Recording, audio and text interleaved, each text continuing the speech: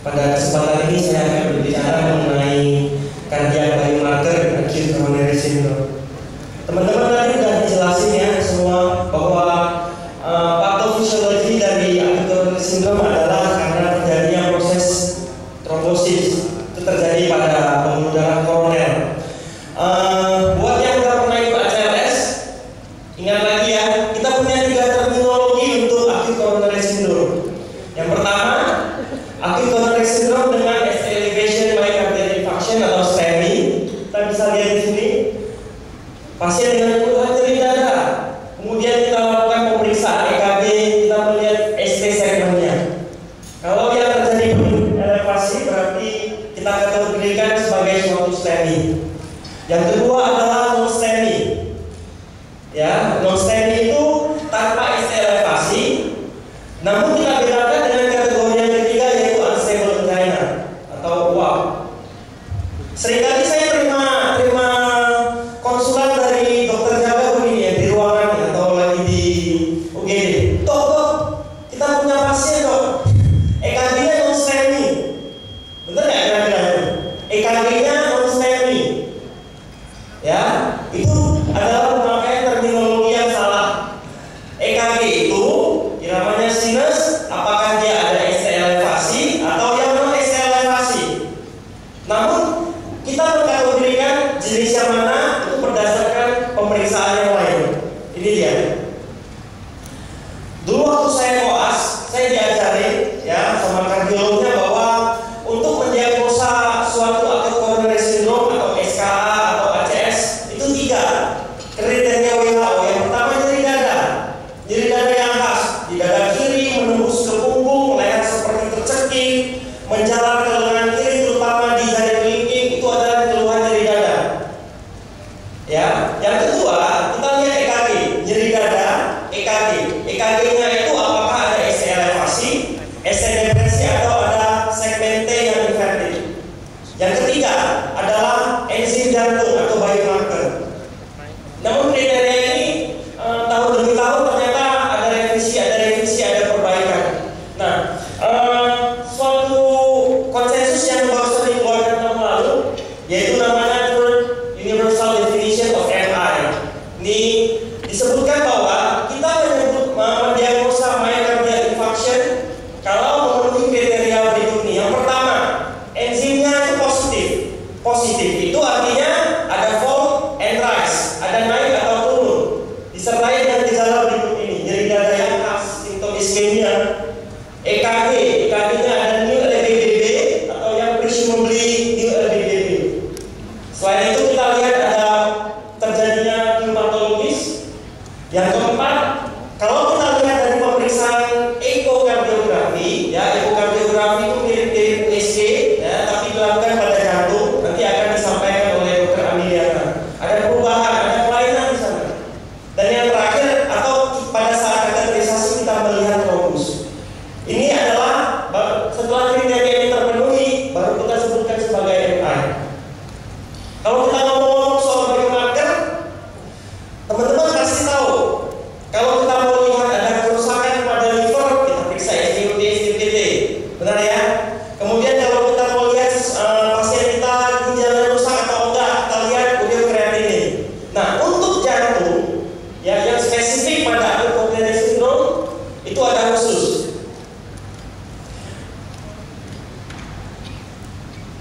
Tahun demi tahun ini juga berubah. Kalau kita lihat gambar di sini, pada awal-awal tahun 50-an, 60-an orang memakai SGOT, SGPT. Jadi enzim transaminase untuk mendeteksi suatu myocardial infarction. Namun teknologi berkembang, pengetahuan juga makin maju. Kita tahu yang namanya LDH. Itu salah satu enzim juga. Kemudian kita mengenal namanya CK, creatine kinase.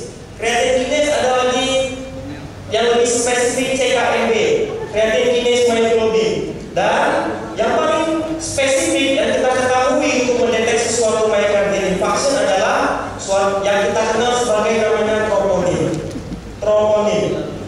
Jadi jika terjadi suatu myocardial infarction, ada trombosis pada arteri koroner, itu akan menyebabkan nekrosis pada myocardial.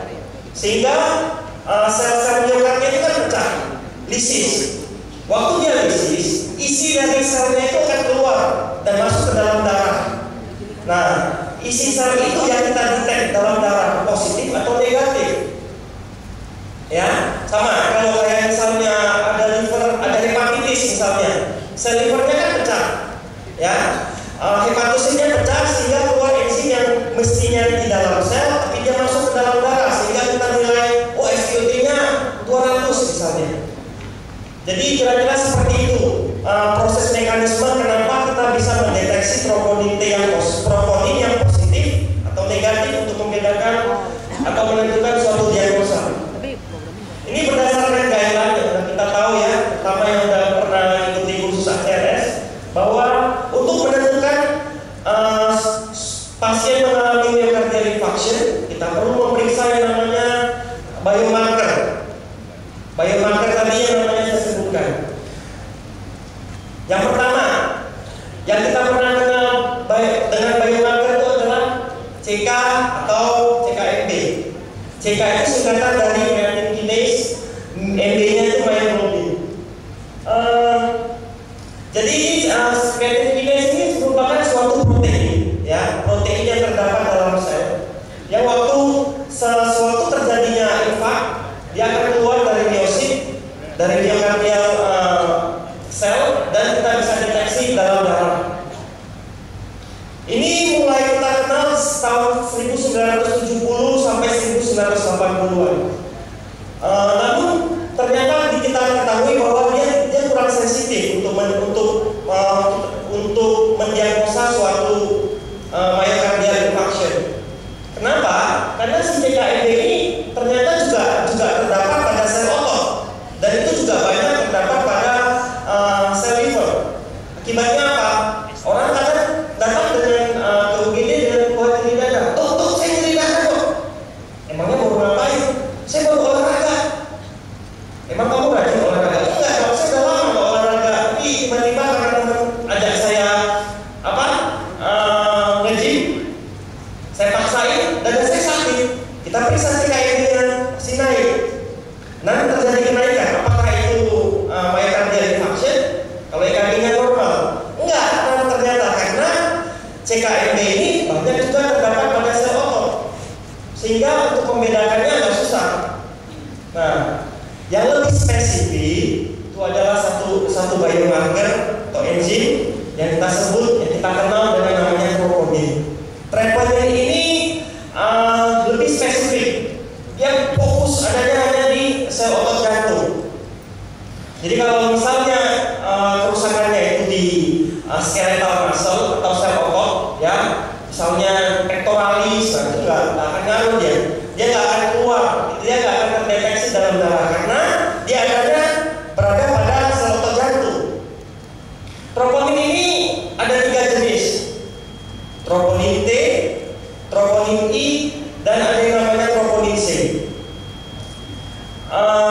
Dari ketiga jenis troponin ini, yang paling spesifik untuk miokard adalah troponin T dan I. Bisa dibaca di slide bahwa troponin C itu juga banyak terdapat pada skeletal muscle. Dengan demikian yang dipakai di guideline, yang direkomendasikan di mana-mana adalah pemakaian troponin T dan troponin I. Tapi dari antara dua ini, ya, kita boleh pakai yang mana aja. Oke aja. Toh rumah sakit saya cuma punya troponin T, mana bagusnya dengan troponin ini? Sama aja bisa dipakai. Ya. Namun ada satu keunggulan dari troponin I dibandingkan dengan troponin T, yaitu pada pasien-pasien yang mengalami gagal ginjal. Pada pasien yang mengalami chronic kidney disease, ya, itu biasanya troponin T-nya juga levelnya akan berada pada level yang di atas normal. Tapi itu tidak terjadi, ya, secara teori tidak. Itu kita tidak kita deteksi pada troponin I.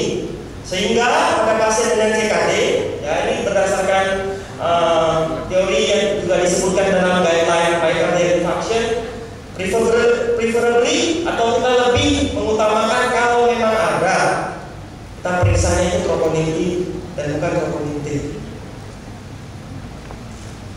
Tadi yang pertama CKMB, yang kedua adalah troponin, yang ketiga ini adalah mioglobin.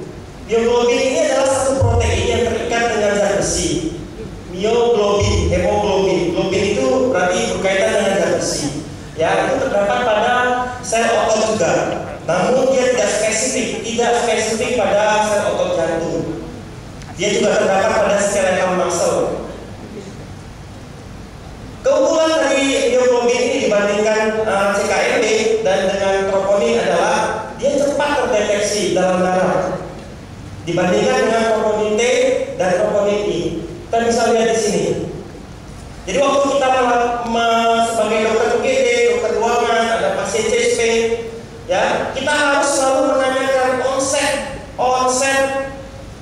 itu artinya gini, pasiennya datang nih, dok, dada saya sakit dok. Sakitnya yang mana? Sakit di kiri. Oke, udah berapa lama? Tolong jangan lupa tanya, udah berapa lama? Nah, itu dari situ kita bisa prediksi onsetnya udah berapa lama. Sudah berapa lama berlangsung terjadinya kecurigaan akut coronary syndrome itu. Kenapa? Kalau misalnya pasien datang dengan nyeri dada yang baru onsetnya baru 2 jam, ya, dan kita menginstruksi untuk melakukan pemeriksaan troponin T, maka kita nggak akan menemukan hasilnya akan negatif. Kenapa? Silakan lihat di slide ini, ya. Troponin T yang kita anggap sebagai yang paling spesifik daripada enzim yang lain atau biomarker yang lain, itu baru terekspresi dalam darah setelah 4-6 jam. Jadi kalau kita periksa di jam kedua, nggak bakalan ketemu deh, di malam pasiennya dipulangin. Gawat lagi, pulangnya nyeri dadanya berlangsung bisa sudden cardiac death di rumah. Jadi kalau keunggulan dari myoglobin adalah dia sudah terekspresi dalam darah dalam onset 2 jam.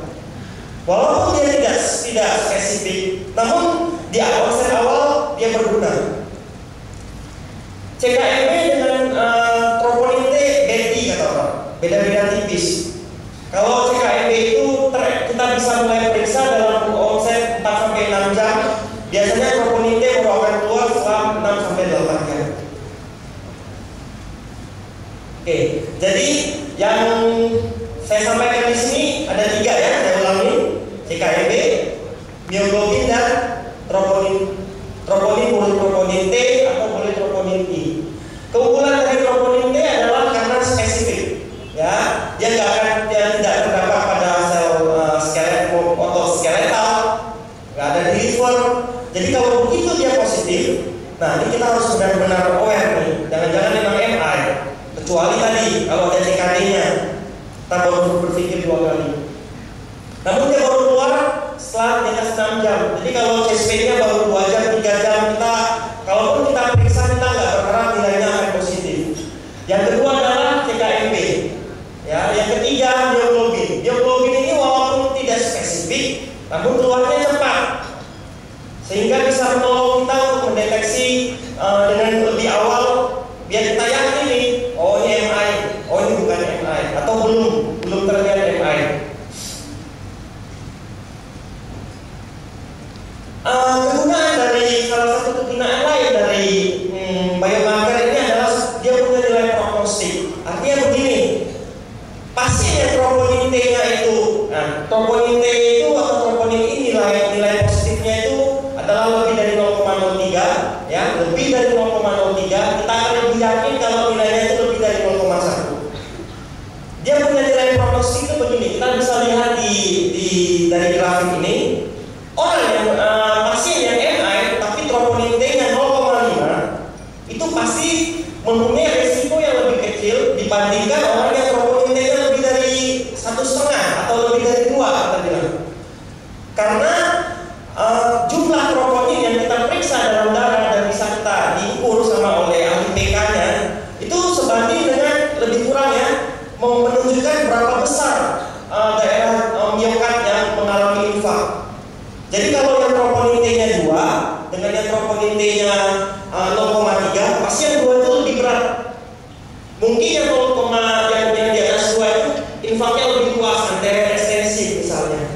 Atau kalau yang 0,3 mungkin simple inferior, cuma EKG-nya elevasi cuma di 2-3 AVF.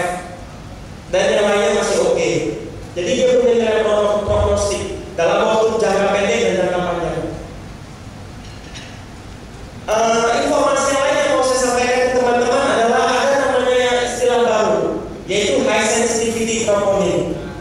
Kita tahu kan ada CRP, chain reactive protein, ada yang namanya HSCRP, high sensitivity. Berarti dia lebih sensitif. Nah, troponin itu juga gitu. Di guideline terbaru dari SPEMI yang dikeluarkan tahun lalu oleh ESG disebut sudah dianjurkan untuk pemakaian high sensitivity troponin. Kenapa? Namanya juga high sensitif. Artinya apa? Dia bisa mendeteksi lebih sensitif dengan kekuatan yang 5 sampai 10 kali. Jadi benar-benar ketahuan nih, oh yang kecil-kecil juga dia bisa lihat, bisa detect. Dan juga lebih cepat, early detection. Jadi kalau dipakai di emergency, sehingga kalau kita periksa ini, maka nggak dengan harapan jangan sampai kelewatan lah, jangan sampai pasiennya nyeri dada dan MI hanya karena troponin atau nilai biomarkernya negatif bisa miss. Dengan ini angka missnya lebih kecil, itu harapannya.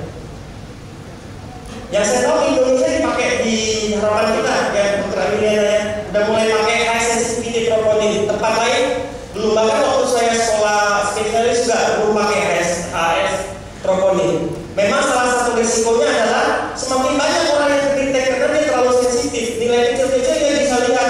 Jadi seakan-akan semua orang jadi non-SPEMI nanti. Seakan-akan semua orang jadi MI. Sehingga itu salah satu kekurangannya, dan kita harus benar-benar menganalisis hasil dari pemeriksaannya. Hal yang lain adalah pentingnya pemeriksaan berulang. Ya, ini dianjurkan di guideline bahwa pemeriksaan biomarker itu harus segera dilakukan, darah harus langsung diambil begitu pasien datang. Jadi on first assessment, jadi mulai ada periksa, ini ada chest pain, ada EKG, kita langsung minta. Pasti otomatisnya juga perawat di emergency room akan melakukan pemeriksaan mengambil darah, dan kita mintakan untuk biomarker. Sehingga demikian kita perlu memeriksa ulang jika hasil yang pertama itu negatif. Karena kenapa perlu diperiksa ulang?